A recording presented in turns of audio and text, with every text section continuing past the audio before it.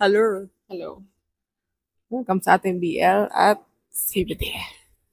Pag ginano mo kasi, tapos pag ni-noise reduction Sorry na, mo, CBTL. nawawala. Ayun. Noise lang daw yun.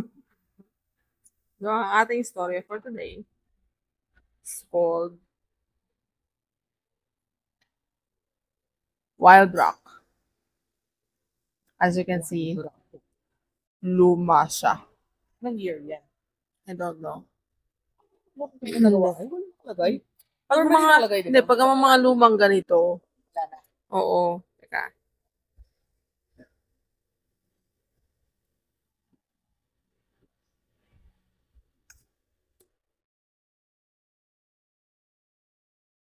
So, wait lang ha. Just, oo. Nahanap niya pa ako nung year. Taon-taon. 2007. Oh, di pala ganun kaluma. Luma pa din siya. Summary. So this is set as mentioned in the prehistory. So prehistoric involving two rival tribes, the East Forest tribe and the Lakeside tribe. So, hindi yan ang babasahin ko kasi masyadong detailed yung plot summary. Oh. Oo nga. Okay. So, summary. Yuen, the child of the forest clan chief, is given the task of seducing Emba, the son of the lakeside clan chief. Yuen discovers a problem. However, when he realizes how sensitive and naive Emba really is, and he finds himself liking the youth more at every meet. So, as a whole, Difference. walang binanggit. Pero youth eh. Oo. Ano sila, hindi binanggit, pero sabi, they're both adults. Since, no. Hindi. Since this is prehistoric, so likely older than 12, but younger than 20. Mas mga 18-ish. O 16, 17. Oo, mga ganyan siguro yung age. Kasi Marrying ganong edad age, nila mga na- 14 to 16 ang adult age dun eh. Ganun Usually. age nila na Prehistoric eh. kukuha yung titles and all that shit. Prehistoric eh. So, the whole manga is 6 chapters. However, the main story is only 3 chapters. The rest of the 3, are extras. Okay. Dami extras ah. So, yung story niya to begin with, si Yuen at saka yung kapatid niya, they were hunting. However, medyo payatot kasi to si Yuen. I'll show you. Hindi siya bulky. Medyo payatot siya. So, pataw sa'yo Ayan. Kaya nga, ganda ng pagkakadrawing. Ayan si Yuen. So, ito si Emba. Diba? Yung size difference nila. Hindi siya mukhang sensitive. Ayan. E di ngayon, since nakuha ni Emba yung hinahunt nila, syempre, spoils go to Their clan. the person who killed the prey. So, since si Emba nakapatay, wala silang pagkain. So, ngayon, since pang ilan beses na yon na nangyari, pang ilan beses na nangyari yon, sinabihan na siya ng tatay niya na you should pretend to be a woman to gain the sympathy. Pretend be a woman pa lang. To gain the sympathy of Emba. Yan. Daily, nagpupunta siya ng lakeside.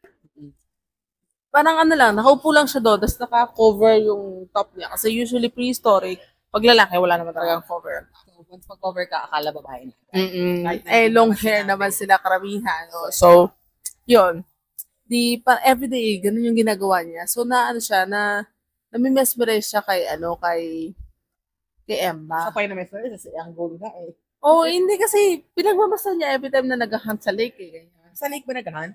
Hindi. Etong lakeside tribe kasi, syempre, sa kanila yung lakeside. Nasa mountain side ito siya.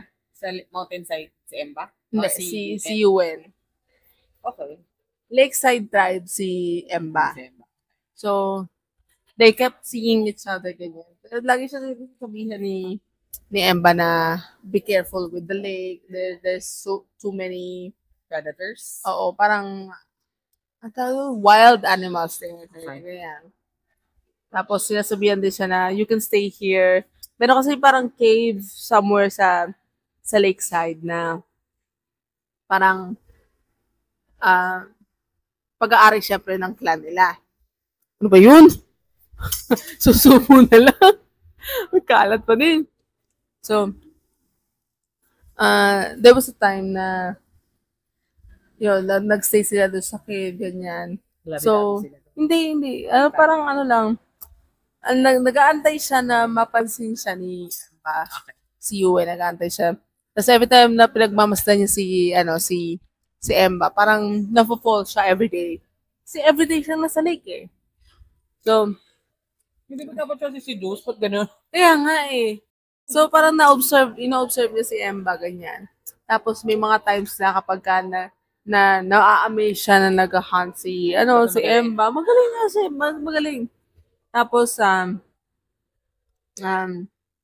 dito, may one time na ang laki ng isda. Kinakita. Mga isang metro yung isda. Mga ganyan kalaki yung isda. Mga isang metro yung isda. Binigay lang sa kanya ni Emba. O di may uwi na siya. May uwi siya. So sabi niya, akala ng tatay niya, it's the fruit of your labors. Kasi nga naman, parang akala ng tatay na nilalando niya nga, ganyan. Di siya, ang thinking niya, every time nakakita niya, nagsismile si Emba. Nahuhulog. Hindi. Luglog siya lalo. Sa isip-isip niya, he's not really smiling at me. Oh. Kasi nga, he's pretending to be someone else. He's pretending to be a woman. So, ang kanya, sabi niya, Smiling at the woman. oo, ang sabi niya, I wonder what it's like for him to smile at who I really am. Ganon. Tapos alam pala ni Emba, no? Wala ako na. Oo, alam naman ni Emba pala na lalaki siya. Di ka na eh. Continue. Tatlo kami niyan. Yeah, so, tatlo kami. So, anyhow, nag-decide siya sabihin sa tatay niya. Tatay niya yung chief. So, anak siya ng chief. Dalawa naman sila magkapatid. So, hindi siya yung magiging next chief. Hindi siya. Nagsabi siya sa tatay niya na ang magiging next chief is yung kuya niya. So, nagsabi siya sa chief na he can't do it anymore. He's going to stop deceiving Emba because Emba's too nice. It's too kind. So, it's not right to do it any longer. So, I get it. Bad chance. nung nagsabi siya noon, parang, Nagalit yung tatay, syempre. hindi. Hindi nagalit yung tatay? Hindi. Naiintindihan naman daw ng tatay na yung burden. He understands Pinasa niya sa burden. iba? Hindi, wala. He understands the burden, ganyan. Tapos, Yung buhok ko hindi na siya blue, parang mermaid-ish na yung style. Tapos, nagpunta siya doon sa lakeside. Tapos nag-aantay doon si Emba. Mm. Ngayon, Amin na siya, nalalaki siya. hindi siya umamin actually. Nagsabi lang siya ng I'm sorry ganyan. Kasi nagsabi si Emba na I had a dream that you were by my side, ganon. Parang I tried to catch you, but it seems like I can never catch you. Parang ganon. Okay. Parang sa panaginip niya. Matakbo. Hindi. Parang sinusubukan niyang hawakan or i-hug or something. Pero, hindi niya magawa. Okay. So, ngayon, nung doon sa scene, hinag siya ni Emba. Okay. And then sabi niya lang, I'm sorry. And then, he ran away. Naka-cover pa din siya doon dito. Oo, nakakover pa rin siya. And then, so like, it's over, I can't do it anymore. I'm sorry. Okay na. Sumay siya. Tapos, nung umuwi siya, lungkot-lungkot niya, ganyan. Every time tinatanong siya ng kapatid niya kung bakit. Tamang wala lang, kunyari. Oo, it's nothing. I'm okay, ganyan. Tapos Tapos kinabukasan, okay. Si Emba na doon? dumating si Emba. Oo, mapupost Ang ka. galing ko. Ito pa lang si Emba. Son of the chief din. Okay. So, Nakatira pareha sila. Oo. Pero siya, nag-iisang anak. So, So, he's talaga yung supposed to be the chief. The next chief. So, meron siyang necklace sa suot-suot. Sabi niya, I came here to parang give up everything Wow. just for him to be mine. Wow. Di, pinutol niyang galing yung kwintas. Yun yung parang shifting sign Oo, na sabi na siya niya, next. oo, Okay. na this is like parang yung resolution niya na he's going to be with UN. UN. Oh, alam niyo naman po talaga to begin with na lalaki to sa UN. So, tapos, yung tatay, nag-agree naman. Kasi syempre magaling mag-hunt eh. Hindi lang yun eh. At saka sabi niya, parang, yung tatay sabi niya, make my child happy. Pero nung so nakaalis mabait na yung dalawa, parang hinayaan niya lang na umalis. Hindi niya hinabol or anything, ganyan. Wala siyang sinabi. Tapos, parang, sa sarili niya na sinabi na, make him happy or make my child happy. Oo. Tapos, Syempre, pretending strong chief pa rin siya. syempre, chief pa din siya eh. So, may nangyari sa kanila doon sa cave. Tapos, nung kinabukasan, they were preparing the ceremony for Yun.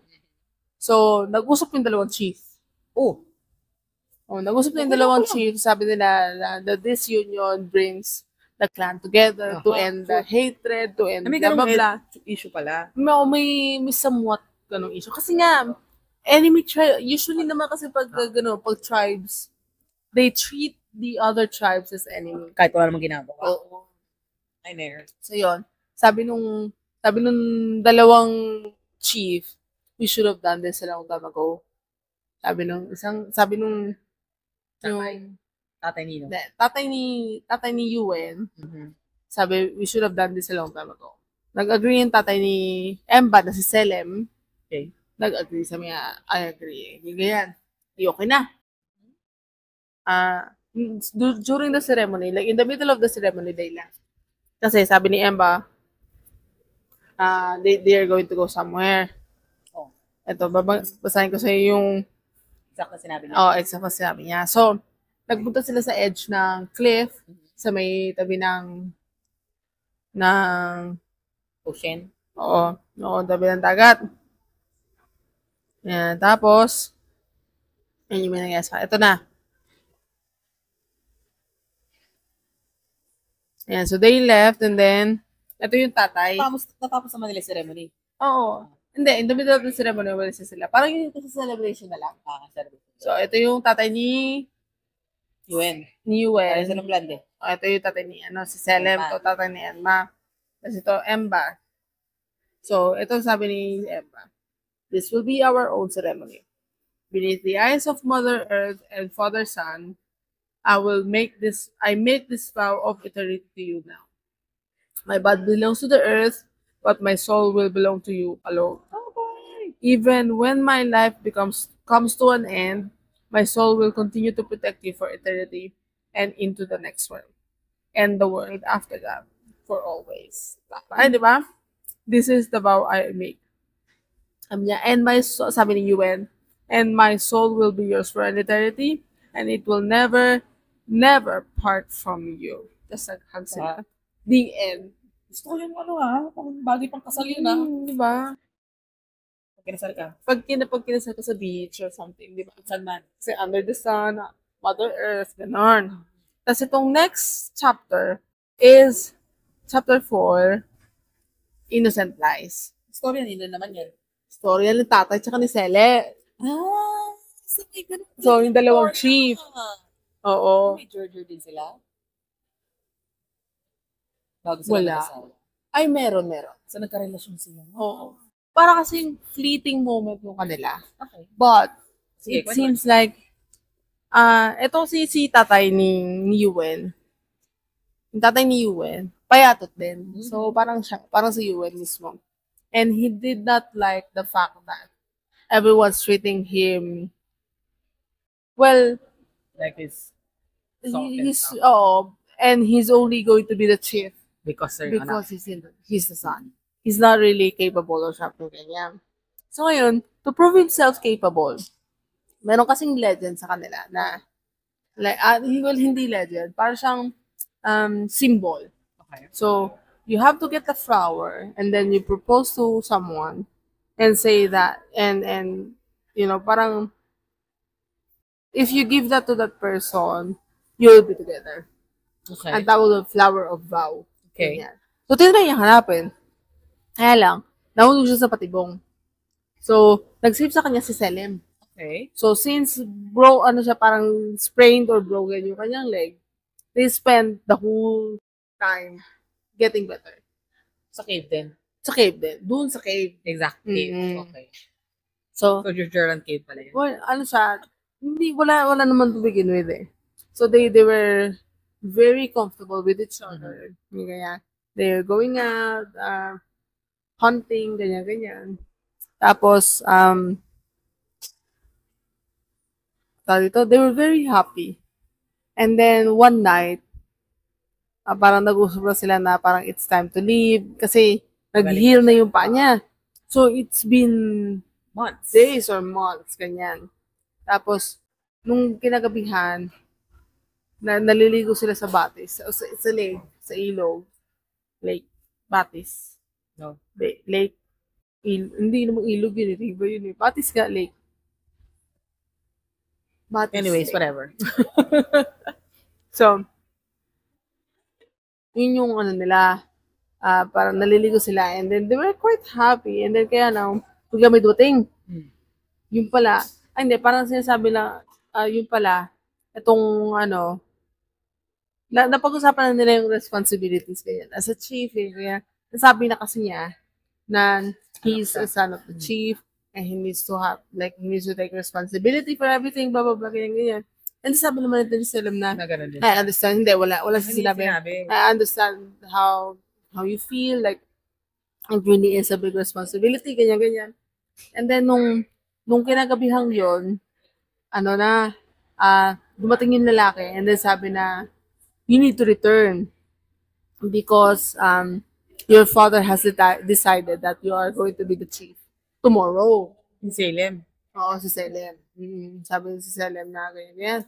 So, parang, nagalit ngayon to si Selim. Bakit niya sinabi na? Oo, parang, you've been lying to me or something like that. So, parang sabi naman ito, it's not like that. Ganon.